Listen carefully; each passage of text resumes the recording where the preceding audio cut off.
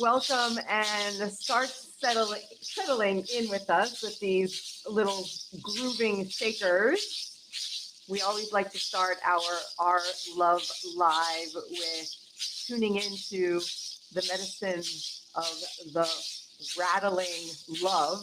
And I'm sitting here next to two lovebirds. And these lovebirds, Stefani and David, have a very fiery story to share with us, live from Rythmia in Costa Rica.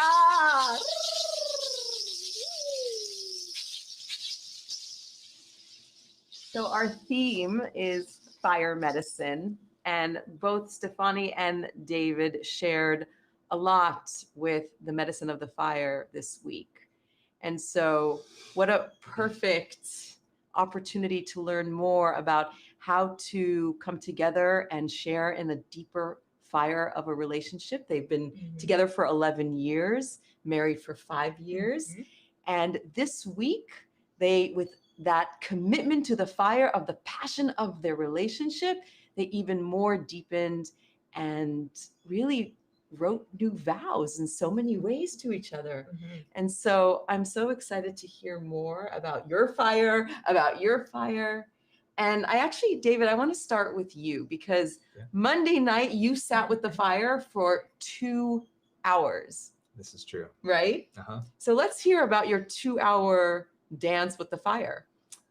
Well, I went out there and I sat in front of the fire. And I was just extremely comfortable, just staring at the flames. And 2 hours, like at least 2 hours went by, and I was just realizing I'm still sitting here.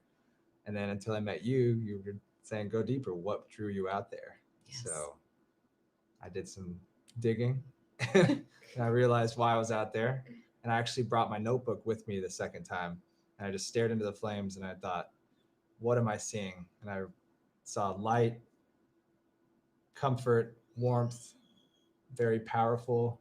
And then I thought, that's not just fire, that's also my wife. So those aspects drew me to the fire. Lovebirds, indeed. That's so sweet. So you worked with the fire, you invoked the fire goddess. That's right. Okay. And so truly there's a new relationship, not only with your inner fire, with this fire. That's right. I definitely feel much closer to her after this experience. I'm extremely proud of her. You know, she did a lot of work this week and she turned some new leaves, and spiritually, emotionally, we're just very close. We've always been very connected, but I'm excited to see what happens next. Wow. And you, and you, fire goddess. Well, I was transmuting a bunch of stuff in that fire the first night. You know, I had a purge and just felt this need to go out and release some things about myself and see myself in a vulnerable light.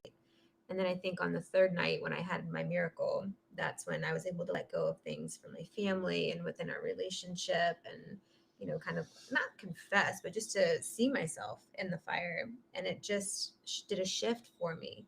And I was able to see him and realize I haven't been listening to him. And I always listen, but to hear him is different. So there were things he would say, you know, like, I'm coming here for you. And in my mind, it was a trigger, as I'm sure for a lot of women, like, don't do that for me. Do it for you. Do it for you. And then I heard him in the fire really saying he wanted to be here for me. And I just had a hard time letting people be there for me, especially my partner who I've been with for so long. Why couldn't I feel vulnerable with him? So then I heard it. He really wanted to be here for me to hold that space. And then I just was like, wow, what a freaking powerhouse of a man to allow that for a woman, to empower women like that. It was beautiful and profound. And my heart just exploded and melted in that fire. It was awesome. It was awesome. So in continuation to the theme of fire, you know, as a couple, there's certain preparations in coming to Rythmia and then also here. And we spoke about the spiritual fire that you got to experience rather than the actual physical fire. Mhm. So you want to talk about just the discovery of what it means to actually look into each other's eyes without the need to physically embark on the fiery Yeah. Please love ship.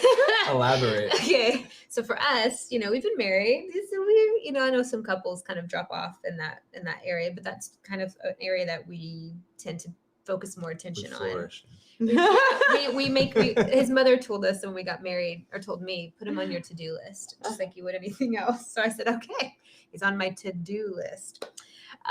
Get it? Do you get it? Yes. Okay, just want to make sure. Hopefully y'all get it too. 'Cause, So when we were prepping for ayahuasca, they said no physical, no sexual contact with your partner or yourself for 3 days prior, during, and 3 days after, which I think was in your mind, you're like, that's just That gonna be was hard. like, you can't get away from me. And so for us to take the physicality out of it, the aspect out, and to be intimate on a more, eye contact, physical touch this way versus a sexual, there's still intimacy in our relationship, which is really nice to see. Not that we didn't know it was there, but it just went deeper, and then coming back after our experiences every night and sharing and opening that space, it was so sexy. It was like hot. I was like, wow, this is a different kind of hot, Yeah. a fiery hot. She's turned on by vulnerability. Yeah, just seeing yourself, seeing myself. Mhm. Maybe I was seeing myself and him seeing myself. It's nice. So new discoveries, new explorations, Mhm. new ways of being together in a relationship, Mhm. and new sacred vows you go home with. Yeah. And so, as we say every week live, 50% is ceremony and 50% is when you go home. So why don't you educate us a little bit about your commitments of taking this home, what you discovered here with the fire, into your life? I think the first night was a big breakthrough for me with the showing who I became was probably more of a selfish person in life than I thought I was. And I just realized all the people in my life I need to reach out to and be a better friend and family member and her. Like, I just need to be more open and honest with a lot more people because I don't know, I put on like a hard exterior and people just think that I don't know, I'm not the guy to open up to or talk to, but I'm like, I want to be that guy more. So, especially to this one. So I'll be practicing that. when we leave here. Amazing. I think for me, it was finding the vulnerability. And in return, I think I had mentioned to David and you prior that I always had that chip on my shoulder. Like I needed to be a man so I couldn't be hurt by men. So I surrounded myself with men, and there was always this masculine energy.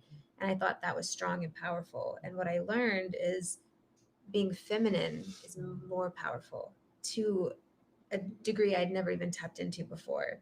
And I hear this whole time I thought I was being a powerful masculine energy to protect my heart. And then I just melted that away and was able to be feminine, which allows my husband to step up and be the masculine, that comfort, so I could nurture. And then we both could meet in this powerful space and just transform in every aspect in our relationship. So beautiful. Yeah, thank you. So powerful to witness this. It's powerful to go through it. Right? Yeah. But to answer that question, I think I got off track a little. I think just continuing the work and just holding that awareness and doing practices and setting intentions and just seeing ourselves and continuing to let each other be who we are versus who we thought we were will be really helpful. Right. Amazing. Yeah. So expressing new ways of this coupleship through the fire medicine you're going home with. Is there anything else that you would like to inspire our wonderful audience with some of the both individual and collective coupleship journeys you were on this week? Are people on this Facebook? Have they Mhm. gone through Rythmia yet? Or No, some these people haven't done yeah, the journeys. absolutely. What are you waiting for? Actually, I know what you're waiting for because we've been there. It's terrifying. You have to face yourself. You fear the purge. Yeah. Don't, because it's not what you make in your mind. Your mind is going to make it so much worse. I mean, trust me, there's a lot of work, and you are going to go to depths and areas, but don't let your mind talk you out of healing. It's not worth that. Healing is so much more valuable. Yeah. I guess get the fear out of the way Mhm. because I'm not a puker, like at all.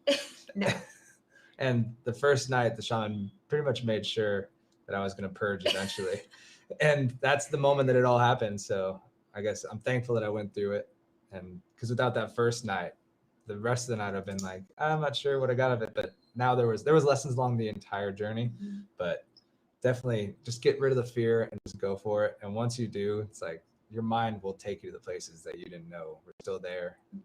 You know, And if you have, and if you have that hit to come, it's there for a reason. That would be my advice. And we had the hit 4 or 5 years ago, and it took us this long to get here. You know, it's timing is everything too. I understand that, but don't be afraid. And if you're afraid of COVID, they handle all protocol to every single degree. You're so comfortable here. Yes. Yeah.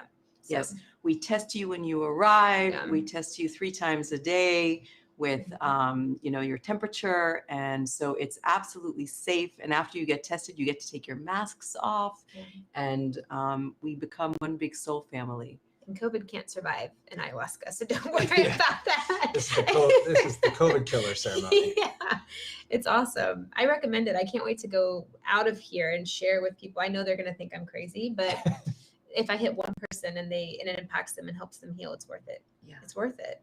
Wow. Yeah. Well, you guys are a big inspiration for expressing your individual fires and then coming together and discovering each other's fire even more in depth, and then being able to take it home and really dance with it and, journey with it to this, I know what's going to be an incredible journey. Do you want to share a little bit about what your future plans are? We're going to come back here. What are our future plans? Spiritually or whatever you want to share. We're switching into the van life community. So it's finalizing hopefully in the next month when we get back home. And then the goal is to go out and create content and help inspire people. But I didn't understand what that inspiration looked like. I just planted the seed that we knew we had to get a van. We knew we had to get on the road and show people how to be free. But after going through this journey, that freedom, totally different outlook, totally different meaning than what I had originally. I just set the intention, but now I get it. How to really inspire people. Amazing. Yeah, it's going to be great. Amazing. So look out, because in every city, this couple is going to land. Right. Yes. Let's put that intention out do there, it. right? Yeah, should I give the handle to our van? Is that weird? Whatever you'd like. Okay, it's the Baca Benz with a B. Baca Benz, like Mercedes Benz. So amazing. yeah, if you want to follow the journey, we'll be in your city. We'll talk to you about ayahuasca. That's true. Amazing. Yeah. So take a moment and look into each other's fiery eyes and just acknowledge, without words, without needing to verbalize, the soulful journey that you both have been on and are. And see that fire through each other's eyes. So that fire that you sat with during ceremony is now inside of both of you. And it's merging and it's dancing and it's blessing your journey home. So thank you so much to the both of you, Stefani and David. Thank you. Thank you for having us and letting us share our story. Absolutely. So inspiring. Yeah. Thank you. Yay. Love is just a friendship that has caught fire. So yes. Oh, you see why I married you? Oh, so romantic. So thank you so much for joining under the umbrella of our love, and see you next week, next Friday, with yet another inspiring couple. Thank you so much.